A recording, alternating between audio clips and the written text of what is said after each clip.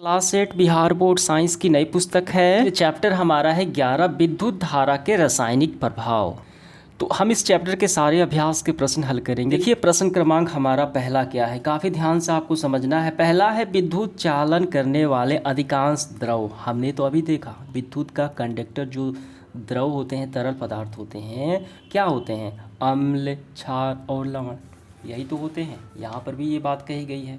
ठीक है, हमें क्या भरना है? अम्ल भरना है, क्षार भरना है और लवण भरना है। अम्ल में क्या आ जाएगा? नींबू का रस। क्षार में नमक। क्या आ जाएगा? कास्टिक सोडा आ जाएगा। तो इस तरीके से हम इसमें क्या भरेंगे? तो हमने भर लिया अम्ल, क्षार को तथा लवण। दूसरा देखिए क्या है, किसी विलयन से विद्युत धारा प्रवाहित होने पर डैश प्रभाव उत्पन्न होता है।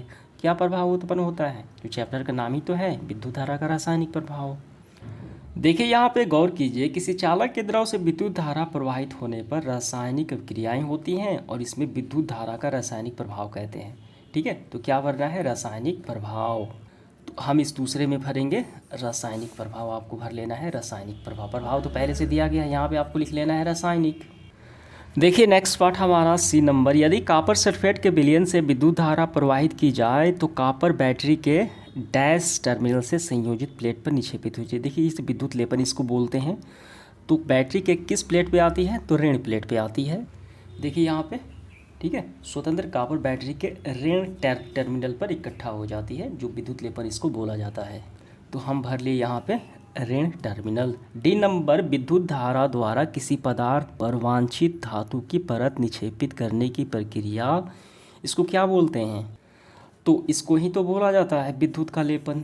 जैसे यहाँ पे देखिए साइकिल का हैंडल इतना चमकीला होता है, बर्तन होते हैं, कार का ये आगे वाला पार्ट होता है, ये सारी क्या है जो चमकीली होती है? ये विद्युत लेपन ही तो है। समझ में आ गया? तो हमें भरना है विद्युत लेपन। देखिए इसके बाद अगला सवाल हमारा दूसरा है, जब किसी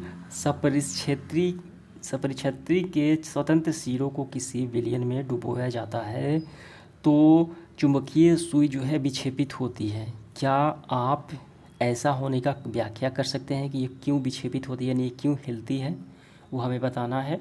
देखिए इसका आंसर हम लिखेंगे, जब किसी सपरिक्षेत्री के स्वतंत्र सिरों के किसी विलयन में डुबोते हैं तो चुंबकीय सुई विक्षेपित होती है।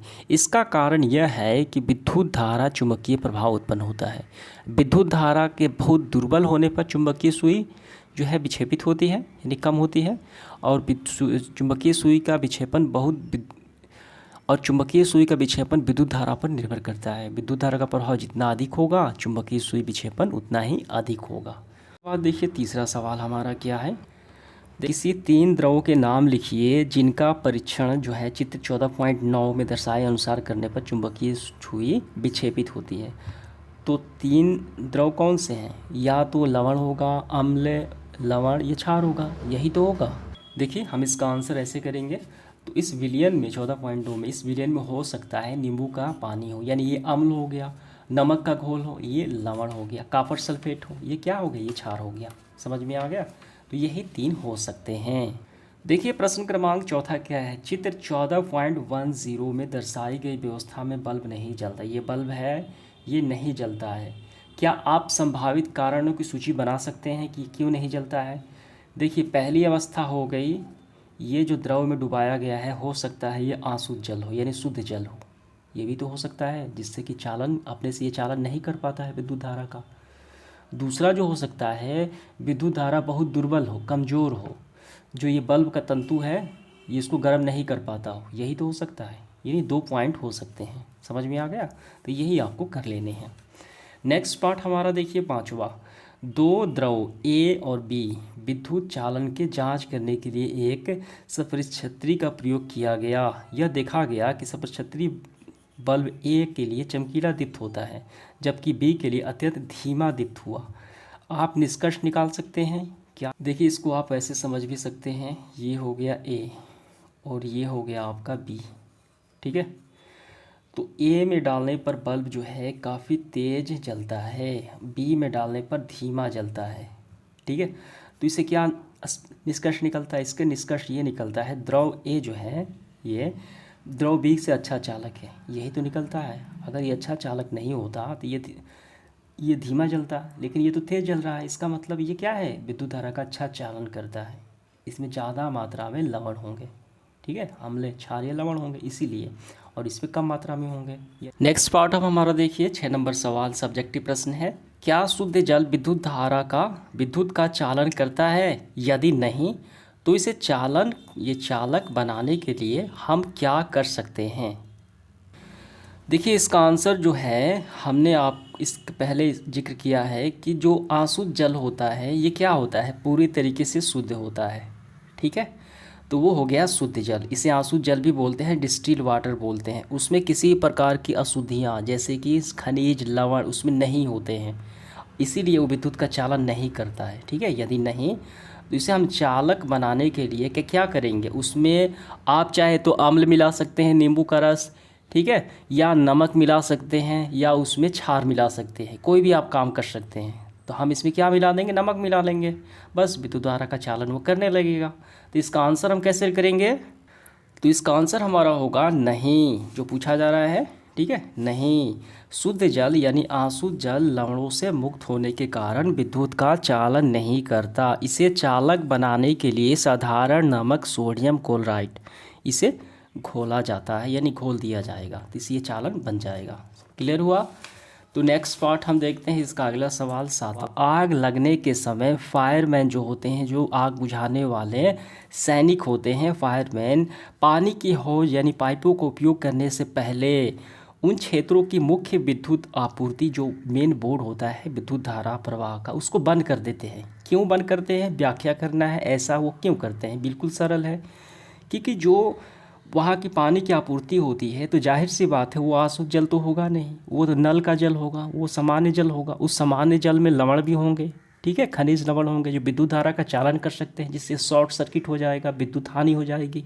समझ में आ गया, इसको विद्युत का झटका लग सकता है, तो इसी वजह से वो बंद कर देते हैं। देखिए इसकी व्याख्या हम काफ़ी अच्छे से ऐसे करेंगे। आग लगने की स्थिति में फायरमैन पानी का उपयोग करने के लिए पहले क्षेत्र की विद्युत आपूर्ति बंद कर देते हैं, ताकि विद्युत के झटके से बचा जा सके। इसी कारण तो बंद करते हैं, झटके उसको ना लगे। नल का पानी जो है साधारण जल शुद्ध नहीं होता, इसमें खनिज लवण घुले होते हैं जो विद्युत का सुचालक बना देते हैं। अतः शॉर्ट सर्किट और विद्युत झटके से बचने के लिए विद्युत आपूर्ति बंद कर दी जाती है। ये होगी इसकी पूरी व्याख्या। क्लियर हुआ? देखिए 8वां सवाल क्या है, सभी सरल सवाल है, काफ़ी आसान है। तटीय क्षेत्रों में रहने वाला एक बालक, तटीय क्षेत्र मतलब होता है समुद्र के किनारे वाले भाग में एक बालक अपने सपरिक्षेत्री से पीने के पानी, ठीक है, यहाँ पे देखिए एक लोकल पानी नल का पानी लिया और एक समुद्र का पानी लिया बालक, और उसको जांचता है। यह देखता है कि समुद्र के पानी में एक चुंबकीय सुई अधिक विक्षेपित दर्शाती है, ठीक है, और नल के पानी में कम। क्यों, इसकी क्या वजह है? इसकी वजह तो काफ़ी आसान है, क्योंकि समुद्र के पानी में लवण होता है, नमक होता है, तभी तो खरा होता है। तो इसमें विद्युत धारा ज़्यादा मात्रा में काम करेगा, ज़्यादा विक्षेपित होगा, ये अच्छा चालक भी हो जाएगा। और जो नल का पानी है ये कम नमकीन होता है, यानी उसमें साधारण यानी कम मात्रा में घुले होते हैं खनिज लवण, समुद्र में ज़्यादा होते, इसका कारण यही हुआ, ठीक है। देखिए इसका आंसर हम करेंगे, समुद्र के पानी के लिए चुंबकीय सुई अधिक विक्षेपित इसलिए दिखाती है क्योंकि समुद्र का पानी अपरिचित पानी से यानी लोकल पानी से अधिक विद्युत का चालन करता है। क्योंकि समुद्र पानी में अधिक लवण से खारा नमकीन होता है, जो विद्युत का अच्छा चालक का करता है, चालन बनाता है, जिससे कि चुंबकीय सुई अधिक विक्षेपित होता है। यही इसका वजह हुआ। नेक्स्ट पार्ट हमारा 9 नंबर सवाल, क्या तेज वर्षा के समय किसी लाइनमैन के लिए बाहर मुख्य लाइन के विद्युत तारों को मरम्मत करना सुरक्षित होता है? व्याख्या करें, क्या ये सुरक्षित होता है? तो इसका आंसर लिखेंगे नहीं। तेज वर्षा के समय किसी लाइनमैन जो विद्युत का काम करते हैं मरम्मत का, बाहरी मुख्य लाइन में विद्युत तारों को मरम्मत करना सुरक्षित नहीं है, क्योंकि पानी विद्युत का सुचालक है।